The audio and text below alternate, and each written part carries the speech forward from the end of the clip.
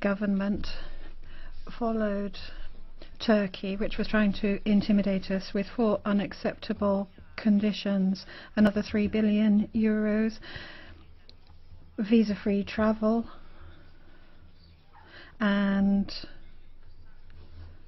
the opening of 5 negotiation chapters. The Turk is a barbarian and dirty, and like a dog, he barks but he flees when faced with an adversary. As such, we have to be determined, but we have ceded in Europe, and the heads of Europe gave in before Erdogan. Thank you very much, Mr. Synadinos. Would you accept a question from Mr. Jambaski? Mr. Jambaski. No, I have enough. Is there no translation? Excuse me. Distinguished colleague. Translation? House call a people, a nation barbaric is not just unacceptable from this house. It's just a shame for the European Parliament. Thank you very much, Mr. President. Mr. Commissioner. Thank you much indeed, President. I believe there is no solution to the current migration challenges without a close cooperation with Turkey, and I am not sure that the terms of the discussion on Monday are the right ones. It seems that to meet that reducing the flow of people entering Europe has overridden the concerns about human rights and the international law. The deal with Turkey could be a breakthrough as much as a failed opportunity for our member states to face united their common responsibility in front of a very difficult crisis. This being said, Turkey needs to be praised for its effort of dealing with a very large number of Syrian and Iraqi refugees and for its will to welcome an even larger number. I also welcome the agreement on taking all necessary measures to close down people smuggling routes and equally to break the business model of smugglers.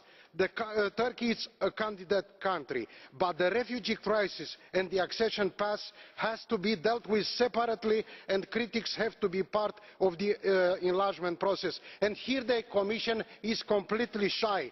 Therefore, I condemn the seizing of the Zaman newspaper by the Turkish police this weekend. Finally, I would like to ask Turkey to refrain from any actions that could undermine the Syrian ceasefire and the international peace talks on Syria, and while deploring the recent attacks against Turkish citizens, I call on Turkey to restart the peace process with the Kurds. Thank you very much. Thank you very much, Mr. Bostinaru. Would you allow a question from Mr. Coburn?